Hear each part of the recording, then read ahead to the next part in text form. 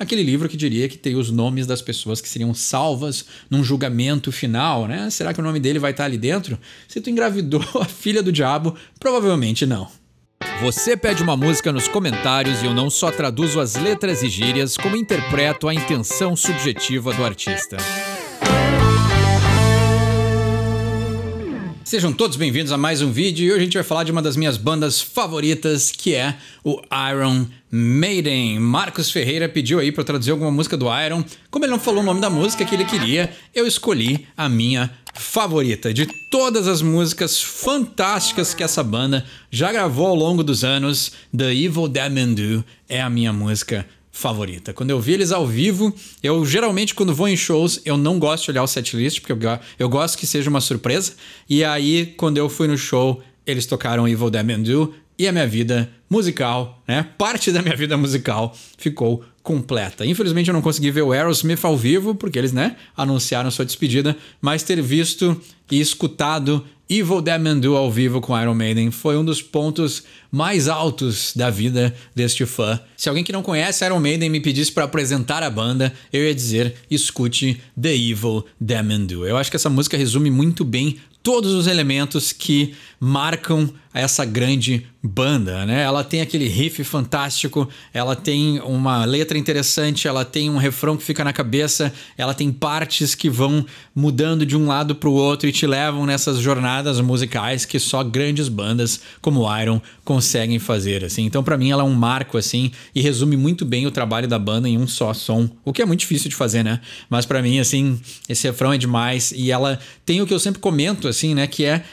o jeito que eu gosto de ouvir música, né? Então provavelmente a influência no meu gosto também tá presente no Iron Maiden, né? Foi eles que ajudaram a moldar o meu gosto, mas eles sabem fazer a ascensão. Eles sabem levar a música da introdução pro verso, pro pré-refrão, para entregar um refrão que seja de cantar junto e tu tá num estádio e todo mundo, né, se junta para gritar as palavras no refrão que fica na cabeça e dá aquela emoção, assim. Para mim, esse é o jeito mais legal de construir uma música, que é trabalhar para entregar um refrão que todo mundo queira cantar junto, assim. E o Iron Maiden tem isso de sobra, né? Quantas e quantas músicas a gente tem nesse exato estilo, assim. E pra mim ela resume muito bem esse trabalho. E outra coisa que eu acho também é que o Seventh Son, ele é um disco que dizem que é progressivo, mas eu nunca enxerguei isso, né? Evil Dead Men Do tá no Seventh Son, né? E a gente tem Can I Play With Madness, Moonchild, a gente tem tantos sons legais, né? Clairvoyance, que é uma das minhas músicas favoritas também, assim. Esse é um disco muito completo,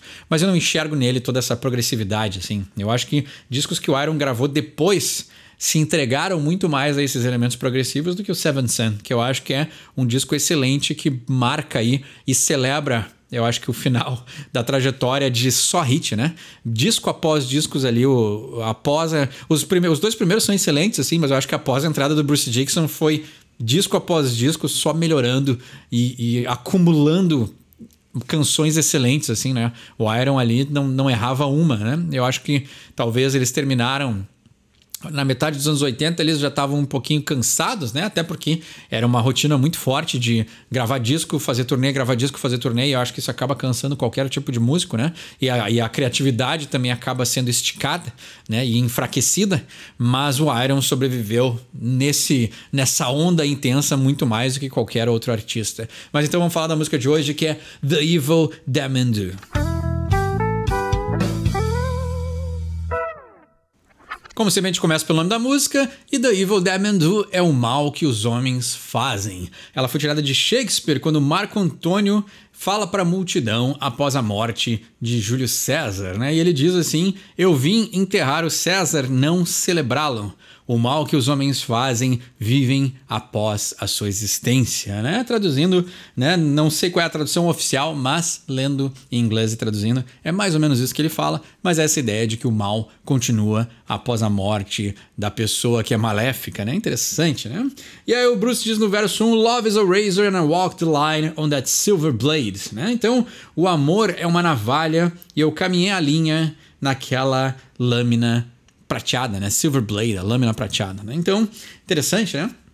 O amor é uma navalha. Então, a ideia aí de se arriscar, se cortar, né? Então, se mostrar, né? Aquela ideia, né? Temas bem idealizados de romantismo, né? Sangrar, né? Então, a gente tem essa coisa bem poética, bem shakespeariana, né? Slept in the dust with his daughter, eyes red with the slaughter of innocence, né? Então, que também tem Bring Your Daughter to the Slaughter, né? Clássica música solo do Bruce, que depois foi incorporada ao Iron, né? Mas ele diz, eu dormi na poeira com a sua filha. E os olhos estavam vermelhos com a matança, né? Chacina, carnificina, né? Então, o slaughter pode significar várias coisas, né? A matança, né? Ou a carnificina da inocência, né? Então, aí, um desastre, né? E o tema, né?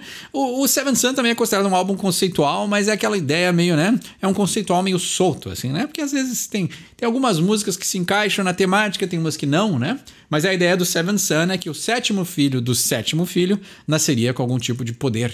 E aí Deus e o diabo estariam aí brigando para ser as pessoas que conseguiriam, né, controlar essa criança, né?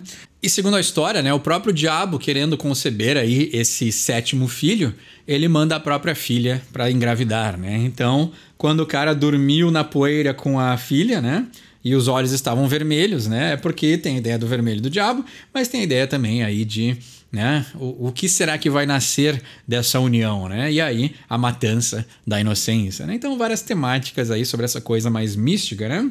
And I will pray for her, I will call her name out loud, I will bleed for her if I could only see her now, né? Então eu vou rezar por ela, eu vou chamar o seu nome né, em alto e bom som, eu vou gritar o seu nome. I would bleed for her, eu sangraria por ela, então mais uma conotação de sangue, de sacrifício. If I could only see her now, né? Se eu apenas pudesse enxergá-la agora, né? Então pode ser essa filha do diabo, ou pode ser também a criança, né? A menino ou menina que vai nascer com esses poderes sobrenaturais aí, né? E aí eles living on a razor's edge, balancing on the ledge, né? Então, eu estou vivendo na ponta da navalha, né? Então, uma expressão bem americana aí, dizendo que está vivendo no limite, né? No máximo que ele pode. Balancing on the ledge. Então, eu estou balançando na beira, né? No parapeito, né? Então, no limite do prédio, ou seja, ele pode cair, né? E virar morte, né? Então, ele está, novamente, né? No máximo, né? Então, ele está no limite. É o melhor jeito de descrever essa frase toda, né? E ele continua repetindo, né? Living on a razor's edge, né? Vivendo na ponta da navalha, balançando na beirada, né? Na beirada do parapeito, na ponta do prédio, né? De algum lugar muito alto. You know. Você sabe. E isso prepara para o excelente refrão que é The evil that men do lives on and on. Né? O mal que os homens fazem vive para sempre, né? On and on é aquilo que é contínuo, né? On é ligar, mas on and on é aquilo que dá continuidade, né? Então, uma ideia até geracional, né? E aí, como tem o poema ali do Shakespeare, né? Ele pode ter morrido, ele pode ter falecido, mas o mal ainda vive, né? E também pode ter essa conotação de que se o diabo conseguir, né, que a moça engravide, né, a sua filha engravide e tenha o sétimo filho, ele vai poder controlar esse poder e aí sim o mal ainda vai continuar vivendo. Circle of fire, my baptism of joy, at an end it seems. Então, o círculo de fogo, o meu batismo de felicidade. At an end it seems. Então, num fim, parece que chega, né? Então, né, a felicidade ou o batismo chegaram ao fim, né? Então é interessante porque talvez seja a felicidade de ter se conectado com essa moça, mas, né, chega ao fim porque talvez o ritual esteja completo, né? E aí aqui a gente tem uma palavra, né, falando de inglês, baptism, né? Então, quando tem ISM no final de uma palavra, né, ism. Então isso aí é uma coisinha que às vezes é complicadinho de falar, é meio chatinho, mas faz diferença na hora de falar o inglês, né? E aí já mostra que a pessoa entende um pouquinho mais, né? Mas é uma palavrinha que para falar muito rápido, né? My baptism of joy, né? Então tem que juntar todas as palavras assim. É uma coisa que não é muito natural pra gente que fala português, né? E aí o batismo de felicidade chegar ao fim pode ser essa ideia de que ele engravidou a filha do diabo. E aí sim ele vai caindo no círculo de fogo, né? Que dizem que o inferno é designado, né? Círculos de acordo com quanto maior a maldade da pessoa, né? E eu acho que engravidar a filha do diabo deve ser uma categoria de muita ruindade, né? Eu tenho certeza que pro céu ele não vai ir, né? E aí ele diz, The seventh lamb slain, the book of life opens before me. Então aqui a gente tem mais um ponto de inglês para falar. Muito bom, belos exemplos hoje, né? Seventh, TH, língua nos dentes, eu sempre falo isso, mas essas duas palavrinhas vão fazer muita diferença na hora de falar inglês para parecer que a pessoa tem um nível um pouquinho mais elevado, né? Baptism e seventh, né? Então, cuidado, é chato para nós, não são fonemas que tem aí cotidianamente no português, mas fazem a diferença, né? Então, o sétimo cordeiro foi morto, foi abatido, né? Então, uma ideia mais bíblica, né? The Book of Life opens before me, né? Então, o livro da vida se abre diante de mim, que é aquele livro que diria que tem os nomes das pessoas que seriam salvas num julgamento final, né? Será que o nome dele vai estar ali dentro? Se tu engravidou a filha do diabo, provavelmente não. And I will pray for you, someday I may return, don't you cry for me, beyond is where I learn. Então, eu vou rezar por você, algum dia eu posso talvez, né, retornar, don't you cry for me, não chore por mim, beyond is where I learn. O além é onde eu aprendo, né? Ou seja, provavelmente ele vai ter uma lição muito grande para aprender aí, né? Se tu é a pessoa que, né, não tinha nenhuma outra mulher para engravidar, tinha que ser a filha do diabo. Ele repete várias coisas que a gente já traduziu, né? Acho que não tem mais nada de novo pra gente traduzir aqui. Mas ele tá dizendo, né? Vivendo na ponta da navalha, se balançando na beirada, né? Vivendo na ponta da navalha, você sabe, o mal que os homens fazem vivem para sempre, né? Então aqui é interessante, né? Porque é uma pessoa que se deixou levar pelo desejo, né? E se a gente imaginar uma história mais mitológica, mais bíblica, né? Provavelmente a filha do diabo deveria ser uma forma muito sedutora que devia ser difícil de resistir, né? Então tem esse lado também de que ele se entregou, ele se deixou levar, mas se ele é só um humano e ela é uma pessoa, né, uma encarnação de uma entidade maligna, provavelmente tinha muito que chamava a atenção dessa pessoa e ele, como um ser humano falho, né, fraco, se deixou levar, né? Então tem os dois lados dessa troca, né? Mas ele sabe, né, se a gente for para uma reflexão mais profunda, ele sabe que o que ele fez foi um dos piores, né? Ele conseguiu... Ele eternizou o mal da humanidade, engravidando a filha do diabo e dando nascimento, né? Então, talvez esse sétimo filho, com todos esses poderes que o folclore diz, seria uma espécie de anticristo, né?